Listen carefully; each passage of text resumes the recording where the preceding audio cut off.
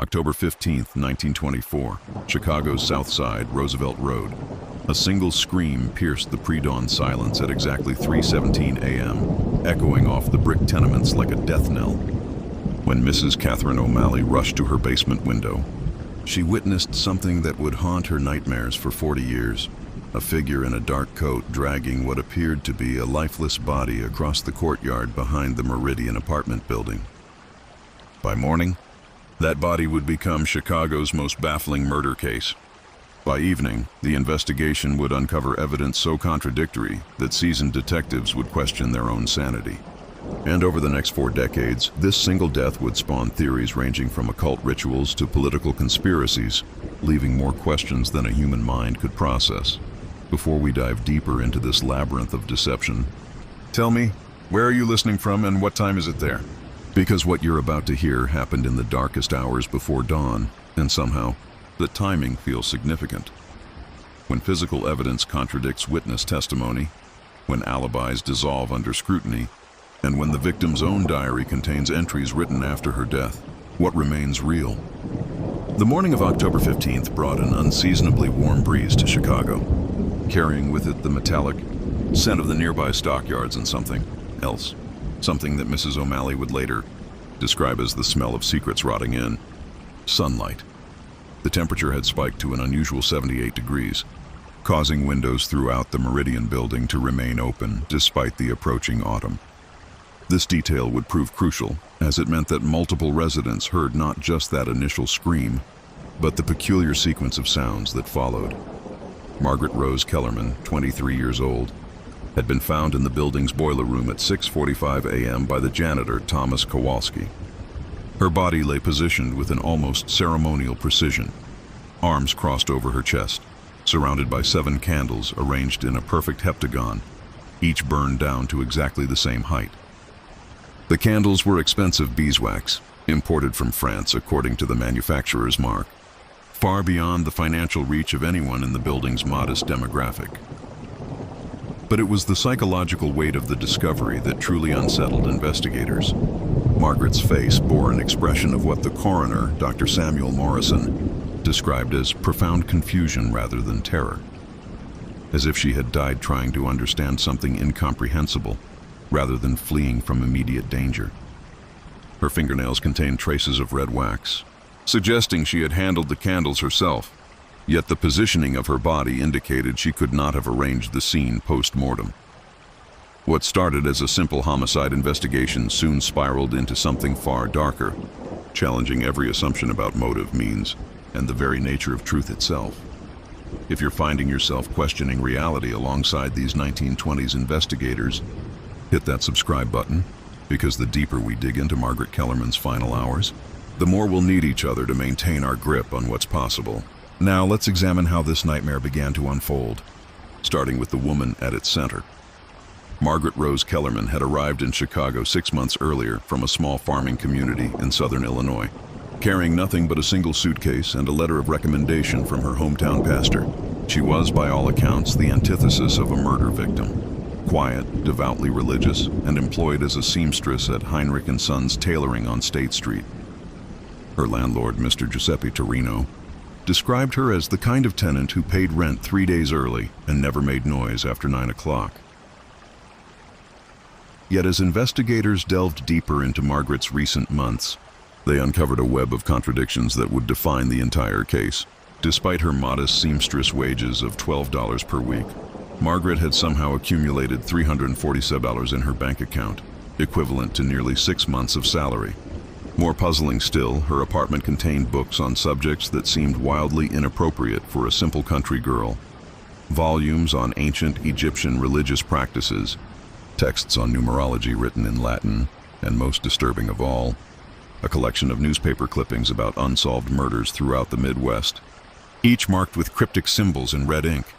Margaret's diary, discovered hidden beneath a loose floorboard, presented the most confounding evidence of all. The entries, written in her distinctive handwriting, chronicled her growing obsession with what she called the pattern, a recurring sequence of numbers and symbols that she claimed to have discovered in the fabric designs at Heinrich & Sons. According to the diary, Margaret believed these patterns were not random decorative elements but coded messages, and that her employer, Heinrich Bergmann, was using the tailoring business as a front for something far more sinister. The final entry, dated October 14th, the day before her death, contained a single, chilling line. "Tomorrow I confront Heinrich about the seven-pointed truth. If I don't return to write in these pages, look for me where the candles burn brightest." Yet Heinrich and Sons had no records of any such patterns in their fabric designs. When investigators examined Margaret's workstation, they found only conventional tailoring materials and standard dress patterns. Her colleagues described her as increasingly withdrawn in recent weeks, often caught staring at fabric swatches with an intensity that made them uncomfortable, but none had noticed anything resembling coded messages. The contradictions deepened when police interviewed Margaret's few acquaintances.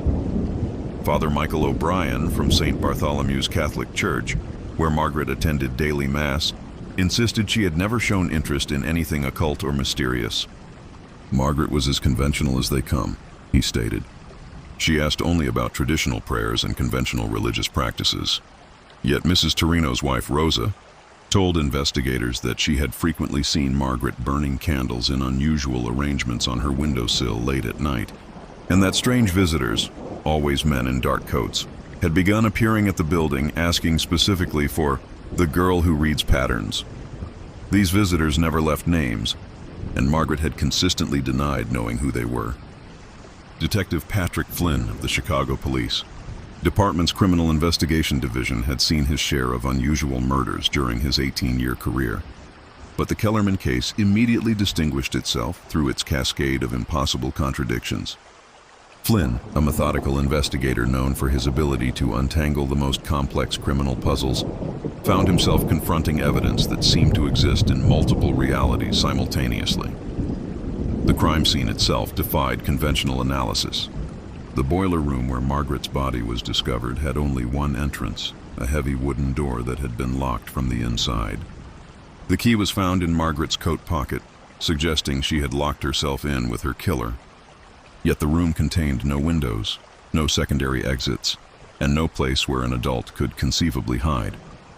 The building's janitor, Thomas Kowalski, had checked the boiler room at 11 p.m. on October 14th as part of his nightly routine and found it empty and locked. Dr. Morrison's autopsy revealed equally perplexing details. Margaret had died from what appeared to be cardiac arrest, yet she bore no signs of violence, poison, or struggle.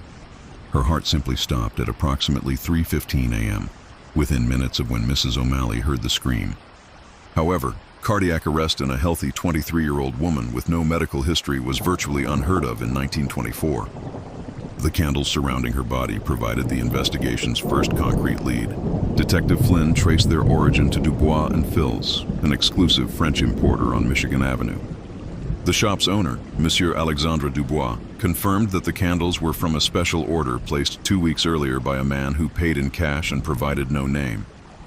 Dubois' description was frustratingly vague: average height, dark coat, spoke with no discernible accent. But he remembered one crucial detail. The man had specifically requested 7 candles that would burn for exactly 4 hours each. This timing detail sent chills through the investigation team. If the candles had been lit at 11 p.m. when Kowalski locked the boiler room, they would have burned down completely by 3 a.m., precisely when Margaret died. The mathematical precision suggested premeditation of the most calculating kind. Flynn's team interviewed every resident of the Meridian building, compiling a timeline that only deepened the mystery. Mrs. O'Malley's 3:17 a.m. sighting of the figure dragging a body was corroborated by 2 other witnesses, Mr. Jacob Stein on the 2nd floor and Miss Dorothy Walsh on the 4th. Yet all 3 descriptions of the mysterious figure differed significantly. O'Malley saw a tall man in a dark coat. Stein observed a shorter person in what appeared to be a woman's cloak, and Walsh was certain she witnessed an elderly man with a walking stick. The investigation's first major breakthrough came when Detective Flynn discovered that Heinrich and Sons had indeed received unusual pattern requests in recent months. Not coded messages, as Margaret had believed, but custom embroidery work for a private client. The patterns Margaret had obsessed over were traditional Germanic symbols used in folk art, commissioned by a man who identified himself only as Mr. Seven. Heinrich Bergman, the shop's owner, remembered the client clearly. He was very specific about the symbols, Bergman told Flynn. They had to be exactly 7 pointed stars, 7 interconnected circles, always in multiples of 7. He paid well, but there was something unsettling about his intensity. When I asked about the meaning of the patterns, he smiled and said they were keys to doors that should remain locked. The Mr. 7 lead consumed Flynn's attention for weeks. The mysterious client had provided no address, no references, and paid exclusively in cash. His orders had arrived via anonymous letters delivered by various street children who claimed they had been paid by a nice man in a dark coat to drop off envelopes at Heinrich & Sons.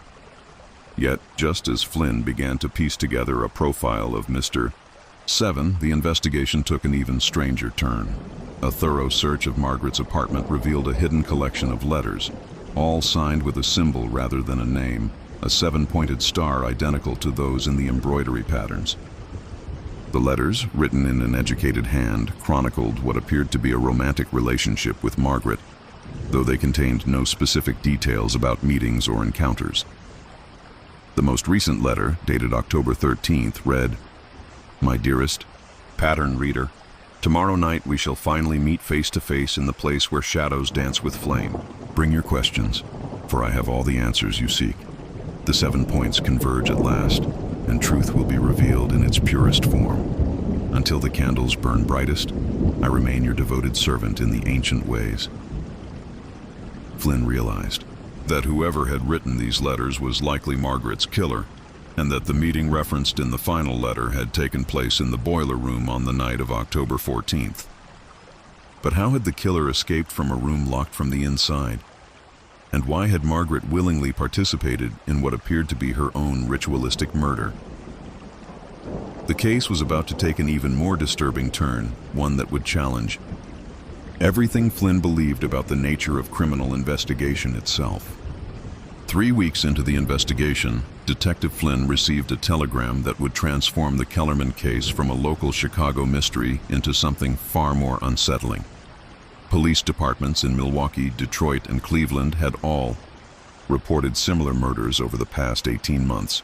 Young women found dead in locked rooms, surrounded by precisely arranged candles, with no signs of violence or struggle. Each victim had been employed in the textile industry.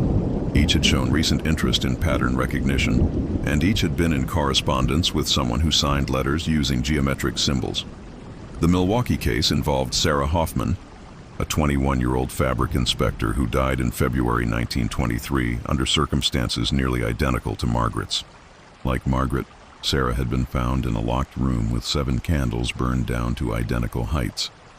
Like Margaret, she had developed an obsession with what she called hidden messages in textile patterns. And like Margaret, she had accumulated unexplained wealth in the months before her death, $298 in her case, far exceeding her modest wages. Detective Flynn traveled to Milwaukee to examine the Hoffman case files, accompanied by Dr. Morrison, whose medical expertise might shed light on the impossible cardiac arrests. What they discovered there would haunt Flynn for the remainder of his career. Sarah Hoffman's diary contained entries eerily similar to Margaret's, including references to 7-pointed truths and meetings with mysterious visitors. Most disturbing of all, Sarah's final diary entry, dated the day of her death, included a passage that seemed to predict Margaret's murder with chilling accuracy. "The pattern spreads like ripples in dark water. Others will follow where I have led. Look for the seamstress in Chicago. She carries the pattern in her eyes." Dr. Morrison's examination of Sarah's autopsy records revealed medical impossibilities that defied explanation. Sarah's heart had stopped at precisely 3:17 a.m., exactly the same time as Margaret's death 8 months later. Her blood showed no traces of poison. Her organs displayed no signs of disease or damage, yet her cardiac muscle had simply ceased functioning as if responding to some external command. The Detroit victim, Mary Catherine Walsh, no relation to the Dorothy Walsh who witnessed the figure in the courtyard, presented even more disturbing parallels. A 24-year-old seamstress employed at Murphy & Company Textile Works Mary had died in July 1923 in a locked storage room, surrounded by the now familiar 7 candles. Her diary entries spoke of the man who speaks in patterns and contained detailed drawings of 7-pointed stars that matched both the embroidery symbols from Heinrich and Sons and the signature on Margaret's mysterious letters. But it was Mary's additional evidence that truly terrified Flynn. Hidden in her apartment, investigators had found a collection of photographs, dozens of images showing young women from various Midwestern cities, all employed in textile work, all circled in red ink. Margaret Kellerman's face appeared in several photographs, circled and annotated with the words, "Pattern Reader, Chicago Target, October 1924. The photographs had been taken from a distance, suggesting long-term surveillance of potential victims. Each woman's image was accompanied by handwritten notes documenting their work schedules, residential addresses, and behavioral patterns. The handwriting matched that of the mysterious letters found in both Margaret's and Sarah's apartments, confirming that a single individual was orchestrating these murders across multiple states. Cleveland's case proved even more chilling. Janet Morrison, sharing a surname with the Chicago coroner purely by coincidence, had died in September 1923, but her case contained a crucial difference. Janet had survived the initial encounter with her mysterious correspondent, living long enough to provide police with a detailed description of the man she called the Pattern Master. The Pattern Master. According to Janet Morrison's deathbed testimony, recorded by Cleveland police detective Harold Kessler, the Pattern Master was approximately 45 years old, with prematurely gray hair and eyes that Janet described as empty of everything except numbers. He had approached Janet at her workplace, Morrison Textile Mills, claiming to be a researcher studying the psychological effects of repetitive pattern work on factory employees. "He knew things about me that no stranger should know," Janet had whispered to Detective Kessler hours before succumbing to the same mysterious cardiac arrest that had claimed the other victims. "He knew about the dreams I'd been having. Dreams where I saw messages hidden in the fabric designs. He said those dreams weren't dreams at all, but my mind finally learning to read what had always been there." The Pattern Master had presented Janet with what he called a test, a series of fabric swatches containing geometric patterns that he claimed held coded information. If she could decode the patterns correctly, he promised to reveal the true purpose behind her gift. Janet had initially dismissed him as a harmless eccentric, but as she examined the patterns more closely, she began to perceive what she described as words written in thread and color. "The patterns spoke to me," Janet told Kessler. "They told me things about my past that only I knew, secrets I'd never shared with anyone. That's when I realized he wasn't just studying pattern recognition. He was using it to see inside people's minds." Janet's description of the Pattern Master's methodology was particularly disturbing. He had explained to her that certain individuals possessed what he called pattern sensitivity, an ability to perceive meaning in repetitive designs that most people processed as merely decorative.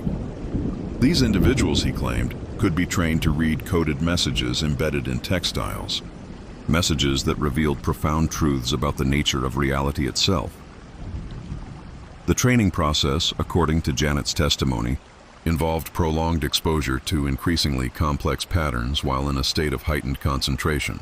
The Pattern Master would provide specially designed candles, always 7 in number, that, when burned, created specific atmospheric conditions necessary for deep pattern reading. The candles' smoke contained trace amounts of compounds that, while not toxic, altered perception in subtle ways, making hidden patterns more apparent to sensitive individuals. He told me that the 7-pointed star was the key to everything, Janet had revealed. 7 points representing 7 levels of understanding. When someone reached the 7th level, they would finally see the complete pattern, the design that connected all things. But reaching the 7th level required a sacrifice.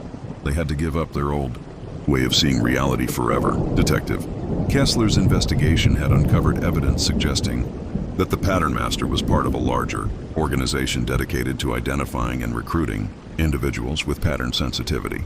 The organization appeared to have connections throughout the Midwest textile industry, with members working as supervisors, designers, and consultants in factories and tailoring shops. Flynn's collaboration with detectives from Milwaukee, Detroit, and Cleveland revealed the scope of the pattern master's operations. Over the course of 2 years, he had identified and contacted at least 37 women across 4 states, all employed in textile work, all demonstrating unusual pattern recognition abilities. Most had initially dismissed his approaches, but 13 had agreed to participate in his research. Of those 13, 7 had died under the familiar circumstances: locked rooms, arranged candles, cardiac arrest at precisely 3:17 a.m. The remaining 6 had simply disappeared, leaving behind no forwarding addresses, no family contacts, and no traces of their existence beyond employment records that ended abruptly with cryptic resignation letters. The resignation letters all contained similar phrasing: "I have discovered a higher calling that requires my complete dedication. Do not attempt to contact me, as I will be traveling to places where ordinary mail cannot reach." Each letter was signed with a 7-pointed star rather than a name. Flynn began to suspect that the 6 missing women had not died, but had instead been recruited into the Pattern Masters organization. This theory gained credibility when the multi-state investigation uncovered evidence of unusual textile orders placed by anonymous buyers throughout the region, always for fabrics containing complex geometric patterns, always paid for with untraceable funds, always delivered to temporary addresses that were abandoned shortly after the transactions. The textile orders followed a disturbing progression. Early orders consisted of simple patterns that any competent seamstress could produce. But as the months passed, the patterns became increasingly complex, incorporating mathematical principles and symbolic elements that required advanced knowledge to execute properly. The final orders, placed just weeks before Margaret's death, called for textile designs so intricate that no commercial manufacturer could produce them using conventional methods. Flynn realized that the pattern master was not simply killing women with pattern sensitivity, he was using their abilities to create something. The murdered women were those who had proven capable of reading his coded patterns, but had resisted his ultimate purpose. The missing women were likely those who had embraced his teachings and were now working to fulfill his mysterious agenda.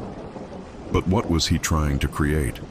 And why did the process require the death of those who possessed the very abilities he sought to exploit? The investigation's crucial breakthrough came from an unexpected source. Dr. Morrison, while reviewing the medical evidence from all 5 cases, noticed that each victim's autopsy had revealed unusual markings on their fingertips, microscopic burn patterns that formed geometric shapes when viewed under magnification. The burns were so precise and intricate that they could only have been created using specialized instruments. Yet none of the crime scenes contained any such devices. Morrison's detailed analysis revealed that the burn patterns on each victim's fingertips combined to form a larger design when arranged in the proper sequence. Sarah Hoffman's burns formed the first segment, Mary Catherine Walsh's the second, Janet Morrison's the third, and so on, with Margaret Kellerman's marks completing what appeared to be a comprehensive symbol of staggering complexity. The complete symbol, when reconstructed, resembled a 7-pointed star surrounded by concentric circles containing mathematical formulas and geometric proofs that Dr. Morrison could not interpret. Flynn realized that the pattern master was not simply killing these women, he was using their deaths to create a master pattern, with each victim's burned fingertips serving as components in a larger design. Flynn consulted with Professor Edmund Hartwell from the University of Chicago's mathematics department, showing him the reconstructed symbol without revealing its morbid origins. Hartwell's analysis sent chills through the investigation team. The symbol represented what he called a theoretical proof for dimensional intersection, mathematical formulas that, according to certain esoteric theories, could theoretically allow communication or travel between different planes of reality. This is not the work of a conventional criminal, Hartwell told Flynn. Whoever created this symbol possesses knowledge of advanced mathematical principles that exist primarily in theoretical texts. The precision required to execute these formulas using burn patterns on human skin suggests both exceptional expertise and profound mental aberration. Hartwell's revelation transformed the investigation's focus. The pattern master was not simply a serial killer targeting women with pattern sensitivity. He was attempting to use their deaths to create what he believed would be a key to dimensional travel. The locked room murders were not impossible crimes. but carefully orchestrated rituals designed to generate the precise conditions necessary for his mathematical proof to function. The realization that they were dealing with someone who believed he could manipulate reality itself through mathematical murder filled Flynn with a dread unlike anything he had experienced in his career. If the pattern master's theories were correct, or even if he simply believed them to be correct, then the missing women were likely being prepared for something far worse than death. As Flynn prepared to expand the investigation beyond the Midwest, he received a telegram that would change everything once again. The message, sent from an untraceable Western Union office, contained only a single line. "Detective Flynn, you understand the pattern now. Meet me where the 7 candles burned brightest, or watch 7 more cities burn with mysteries you cannot solve." The pattern master had been watching the investigation all along. Now he was making direct contact, challenging Flynn to confront him on his own terms. Flynn realized that the next phase of this case would determine not only whether justice would be served for Margaret Kellerman and the other victims, but whether the pattern master's twisted vision of reality would claim even more lives in the process. Flynn stared at the telegram for hours, understanding that responding to the pattern master's challenge would likely be walking into a carefully constructed trap. Yet the alternative, allowing this mathematical madman to continue his dimensional experiments using human lives, was unthinkable. The detective made a decision that would haunt him for decades. He would meet the pattern master on the killer's chosen ground, but not alone. Working with Detective Kessler from Cleveland and Detective Muller from Milwaukee, Flynn devised what they believed was a foolproof plan. They would surround the Meridian Building's boiler room with plainclothes officers, establish multiple escape route blockades, and maintain constant telegraph communication with headquarters throughout the operation. Dr. Morrison would be positioned nearby with medical equipment, prepared to treat anyone who might be exposed to whatever substances the pattern master used to induce cardiac arrest. On November 3, 1924, exactly 19 days after Margaret Kellerman's death, Flynn entered the boiler room at precisely 11 p.m., the same time the candles had been lit on the night of the murder. What he found there challenged every assumption he had made about the case. 7 new candles had been arranged in the familiar heptagonal pattern, but these were different from the French beeswax candles found with Margaret's body. These candles were black, inscribed with symbols that seemed to shift and writhe when viewed directly, and they produced a smoke that smelled of copper and burnt mathematics, if such a scent were possible. More disturbing still, the candles appeared to have been burning for hours, yet showed no signs of consumption. At the center of the candle arrangement sat a leather portfolio containing documents that would revolutionize Flynn's understanding of the entire conspiracy. The first document was a letter addressed specifically to him, written in the same hand as the mysterious correspondence found in the victims' apartments. "Detective Flynn, your investigation has proceeded exactly as I predicted. You have followed the pattern I laid out for you, arriving at each conclusion precisely when I intended. You believe you are hunting me, but in truth, you have been my unwitting collaborator, helping to complete the greatest mathematical proof in human history."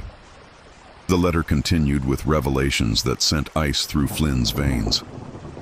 The pattern master had deliberately left clues for Flynn to discover, orchestrating the multi-state investigation to ensure that all 7 murder scenes would be properly documented and analyzed.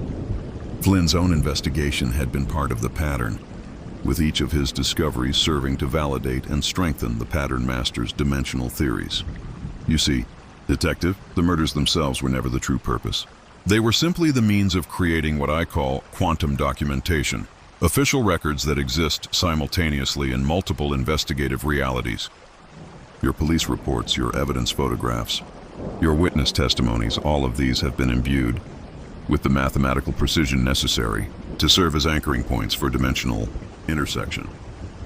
The second document contained detailed profiles of Flynn and his collaborating detectives, including personal information that no criminal should have possessed. The pattern master knew about Flynn's childhood fear of confined spaces, his wife Margaret's recent miscarriage, his recurring nightmares about unsolved cases. The level of surveillance implied was staggering, suggesting an organization with resources far beyond what any typical criminal enterprise could command. But the third document was the most disturbing of all. It was a complete list of the missing women, the 6 who had disappeared rather than died, along with their current locations and activities. All 6 were alive, working at various textile facilities throughout the Midwest, but they were no longer entirely human in any conventional sense. According to the pattern master's notes, the 6 missing women had successfully completed what he called pattern integration, a process that allowed them to perceive and manipulate the mathematical structures underlying reality itself. They had not been kidnapped or coerced. They had willingly undergone transformation after witnessing demonstrations of the pattern master's abilities. The document described the transformation process in clinical detail. Subjects with sufficient pattern sensitivity could be trained to visualize mathematical formulas as physical structures, allowing them to manipulate reality by adjusting the equations that governed specific phenomena. The training required complete isolation from conventional human society, intensive exposure to specially designed patterns, and gradual replacement of normal human thought processes with mathematical logic. The women you call missing have transcended the limitations of ordinary human consciousness, the document explained. They now serve as living calculators, capable of solving equations that exist beyond the boundaries of three-dimensional mathematics. Through their transformed perceptions, I can execute proofs that would be impossible using conventional methods. Flynn realized that the pattern master was not simply a serial killer with mathematical delusions. He was the leader of what could only be described as a mathematical cult, one that had successfully transformed human beings into living computational devices. The murders had served a dual purpose: eliminating those who possessed pattern sensitivity but lacked the psychological flexibility to undergo transformation, and providing the quantum documentation necessary for his ultimate proof. But what was this ultimate proof intended to accomplish? The answer lay in the portfolio's final document, a mathematical formula so complex that it required 17 pages of densely packed equations, accompanied by detailed instructions for its implementation. Professor Hartwell, when shown the formula under conditions of strictest secrecy, confirmed Flynn's worst fears. The equation represented a theoretical method for what Hartwell called forced dimensional collapse, a process that would theoretically allow someone to merge multiple versions of reality into a single, controllable construct. If this formula were implemented correctly, Hartwell told Flynn, it would theoretically give the practitioner godlike control over the fundamental laws of physics within a localized area. They could alter the past, manipulate probability, even rewrite the basic constants that govern how reality functions. The scale of such power would be unimaginable. As Flynn absorbed the implications of the pattern master's ultimate goal, a new understanding began to crystallize, one that explained every impossible element of the case. The locked room murders had not been conventional crimes, but test runs for reality manipulation. The pattern master had been using his transformed followers to execute small-scale versions of his dimensional collapse formula, creating localized pockets where the normal laws of physics no longer applied. This explained how Margaret and the other victims had died of cardiac arrest, without any physical cause. Their hearts had stopped because the pattern master had temporarily rewritten the biological equations that governed their cardiac function. It explained how the killer had escaped from locked rooms. He had briefly altered the mathematical relationships that defined the room's physical boundaries. It explained the impossible precision of the evidence. Every detail had been calculated and controlled using mathematical manipulation of reality itself. But Flynn's growing horror reached its peak when he realized the true purpose behind the quantum documentation created by the investigation. The pattern master needed official records of his reality manipulation experiments, records that existed in multiple police departments across several states, records that had been verified by numerous witnesses and documented with scientific precision. These records would serve as anchoring points when he attempted his final dimensional collapse, proof that his alterations to reality had already been accepted and documented by conventional human institutions. The pattern master's ultimate plan was to use the accumulated quantum documentation to make his reality manipulations permanent and self-sustaining. Instead of creating temporary pockets of altered physics, he would merge his controlled reality with baseline reality, making himself the effective god of a hybrid dimension where mathematics trumped natural law. Flynn understood now why the pattern master had contacted him directly. The detective's investigation had provided the final piece of documentation necessary for the ultimate proof. Flynn's own meticulous police work had become the foundation for an attempt to restructure reality itself. At exactly 3:17 a.m., the precise time when all the victims had died, the pattern master appeared in the boiler room as if materializing from the air itself. Flynn, despite his preparation for this moment, felt his rational mind recoil at the sight of a human being who seemed to exist partially outside the normal laws of physics. The pattern master appeared to be in his mid-40s, matching Janet Morrison's description, but his physical form seemed somehow unstable, as if viewed through water or heat distortion. His eyes held the mathematical emptiness that Janet had described, but they also contained something else, a profound sadness that suggested he understood the full cost of his transformation. "Detective Flynn," the pattern master said, his voice seeming to come from multiple directions simultaneously, "you have served your purpose admirably. Your investigation has created the precise documentation pattern necessary for the final proof. In approximately 17 minutes, when the calculations reach completion, reality will reorganize itself according to mathematical principles rather than physical laws. You should feel honored to witness the birth of a universe governed by pure logic."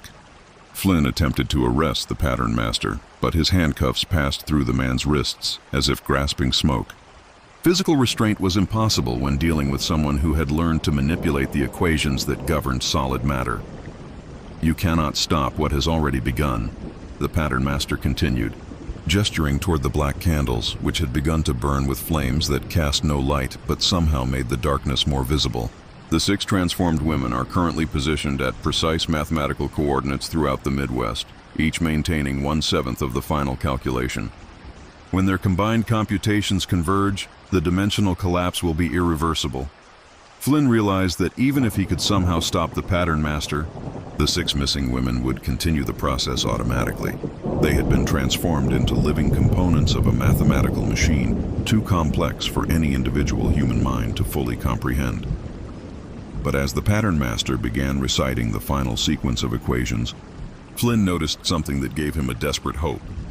The man's sadness was growing more apparent with each spoken formula, and his form was becoming increasingly unstable. The transformation that had given him power over reality was also destroying his humanity, and perhaps his connection to the baseline reality he was trying to control. Flynn made a decision that would either save reality or damn himself to mathematical oblivion. He began speaking directly to whatever remained of the pattern master's human consciousness, appealing not to logic or fear, but to the one element that pure mathematics could never fully quantify: human emotion. "What was your name?" Flynn asked quietly, his voice cutting through the increasingly unstable air of the boiler room. "Before you became the pattern master, before you learned to see reality as equations, what did people call you when you were still human?" The effect was immediate and profound. The pattern master's recitation of equations faltered, his mathematical certainty wavering for the first time since his appearance. For a brief moment, his form solidified, revealing a man who looked exhausted beyond measure, bearing the weight of knowledge that no human mind was designed to carry. "Thomas," he whispered, the name seeming to cause him physical pain. "Thomas Meridian. I was a mathematics professor at the University of Wisconsin. Before I understood what numbers really meant, before I learned that human consciousness was just another variable to be solved." Flynn pressed his advantage, understanding instinctively that Thomas Meridian's humanity was the one flaw in his mathematical perfection. "What happened to you, Thomas? What made you believe that turning people into living equations was the answer to anything?" The transformation back toward humanity was visible, like watching a statue slowly remember how to breathe. Thomas Meridian's voice became more human with each word, though the effort clearly tormented him. "I discovered the patterns by accident in 1920. I was studying textile manufacturing processes for an industrial efficiency project, analyzing the mathematical principles underlying repetitive pattern work. But the deeper I looked, the more I realized that the patterns weren't just decorative, they were a language." Flynn kept him talking, sensing that each human word weakened the pattern master's hold on his mathematical transformation. "A language saying what?" "That reality is not fixed," Thomas continued, his form flickering between human and mathematical abstraction. That the physical laws we accept as constants are actually variables in a much larger equation, and that consciousness itself, human thought, emotion, memory, all of it could be edited like correcting a mathematical proof. The revelation explained everything Flynn had witnessed. Thomas Meridian had not set out to become a killer. He had begun as a researcher who discovered that reality itself was mathematically malleable. But the knowledge had driven him to increasingly extreme experiments, culminating in his attempts to recruit and transform others who could perceive the patterns he had uncovered. The women, Flynn said softly. Margaret, Sarah, Mary, Janet, they didn't deserve to die for your mathematical theories. Thomas's human anguish became visible as he struggled against his own transformation. They were supposed to survive the integration process. The calculations indicated a 87.3% survival rate for individuals with sufficient pattern sensitivity, but human variables proved more resistant to mathematical control than I anticipated. Each death was a margin of error in my proof. Flynn realized that Thomas Meridian's greatest tragedy was not his mathematical madness, but his retention of enough humanity to feel guilt over the lives his experiments had claimed. The pattern master persona was as much a defense mechanism as a transformation, a way of avoiding the emotional weight of his actions by reducing human life to abstract numerical relationships. The black candles were now burning with increasing intensity, their impossible flames creating visible distortions in the air around them. Through the walls of the boiler room, Flynn could hear sounds that defied description, the mathematical equivalent of screaming as reality began to buckle under the weight of the pattern master's final proof. Thomas, Flynn said urgently, you still have a choice. You can stop this. You're the only one who understands the equations well enough to halt the dimensional collapse. No, Thomas replied, his voice wavering between human pain and mathematical certainty. The process is too advanced. The 6 women are maintaining the calculation automatically. They've been transformed beyond the point where human will can override their mathematical functions. Even if I wanted to stop it, which I do not, the collapse will complete in approximately 4 minutes. Flynn looked around the boiler room, noting details he had missed in his initial shock at the pattern master's appearance. The walls showed signs of mathematical alteration, impossible angles, surfaces that seemed to extend both inward and outward simultaneously, shadows that fell upward toward a ceiling that was somehow lower than the floor. Reality was already beginning to reorganize itself according to the pattern master's equations. But Flynn noticed something else that gave him a desperate idea. Among the documents in the leather portfolio was a page covered in erasure marks and corrections, evidence that even the pattern master's mathematical certainty was not absolute. If the equations contained errors or uncertainties, then perhaps the process could be disrupted by introducing variables that the calculations had not anticipated. Thomas, Flynn said, pulling out his service revolver. What happens to your proof if one of the essential components is removed from the equation? The implication was clear.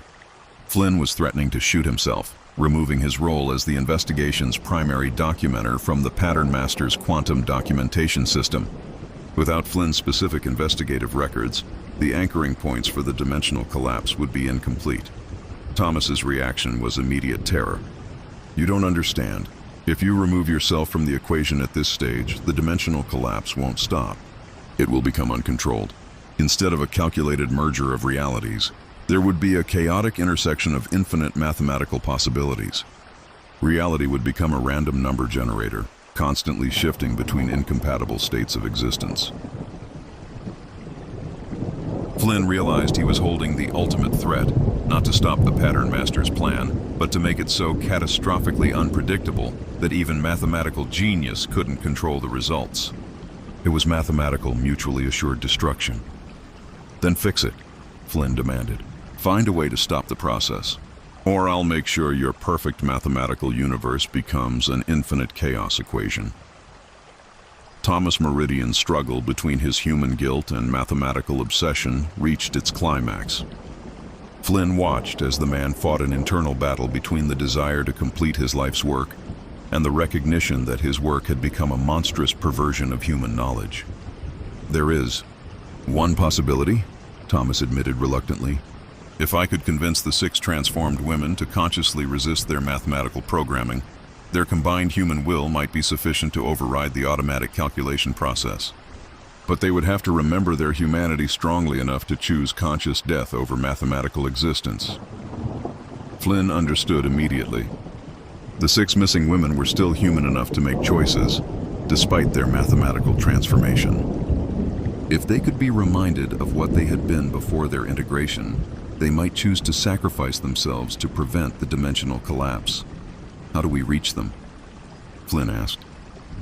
Thomas gestured toward the black candles, whose flames were now creating visible tears in the fabric of space-time. The same communication network I used to coordinate their calculations. But using it will require me to partially reverse my own transformation, reconnecting with human emotions strongly enough to appeal to theirs. The process might destroy my mathematical abilities entirely. Flynn realized that Thomas was being asked to give up everything he had gained through his transformation. His power over reality, his transcendence of human limitations, his mathematical godhood, in order to save the very reality he had sought to control. The choice Thomas made in that moment revealed the last remnant of his humanity. Without further hesitation, he began the process of reversing his transformation, using the candle flame communication network to speak directly to the 6 women's suppressed human consciousness. Elizabeth, Catherine, Mary, Susan, Dorothy, Helen, he said, their names causing visible pain as he reconnected with human empathy. I know you can hear me beneath the mathematical overlay. I know you remember who you were before I convinced you that numbers were more real than emotions. I'm asking you to choose humanity over mathematics, mortality over transcendence. I'm asking you to die as humans rather than live as equations. The response came not as words, but as a collective sigh that seemed to emanate from every mathematical surface in the boiler room. The 6 women, positioned at precise coordinates throughout the Midwest, made their choice simultaneously. Flynn felt the moment when their human will overcame their mathematical programming, a sensation like reality taking a deep, shuddering breath. The dimensional collapse stopped instantly. The black candles extinguished themselves with sounds like mathematical formulas being erased from existence. The impossible angles in the walls returned to normal geometric relationships, and the tears in space-time sealed themselves as if reality were healing from deep wounds. Thomas Meridian collapsed to his knees, his mathematical transformation fully reversed, leaving him as nothing more than a brilliant, broken human being who had glimpsed truths that no mortal mind should comprehend. The 6 women, Flynn would later learn, died peacefully in their respective locations at exactly the moment they chose humanity over mathematics, their hearts simply stopping as they rejected the equations that had been sustaining their transformed existence. The official Chicago Police Department report on the Kellerman case, filed on November 4, 1924, listed the cause of death as cardiac arrest due to unknown factors, and the case status as closed due to death of primary suspect. Detective Flynn never officially revealed the true nature of what occurred in that boiler room. Understanding that the mathematical horror he had witnessed could never be adequately explained or safely documented, Thomas Meridian was quietly committed to the Elgin State Hospital, where he spent the remaining 43 years of his life in a state of profound catatonia, occasionally muttering mathematical formulas that hospital staff dismissed as the ramblings of a broken mind.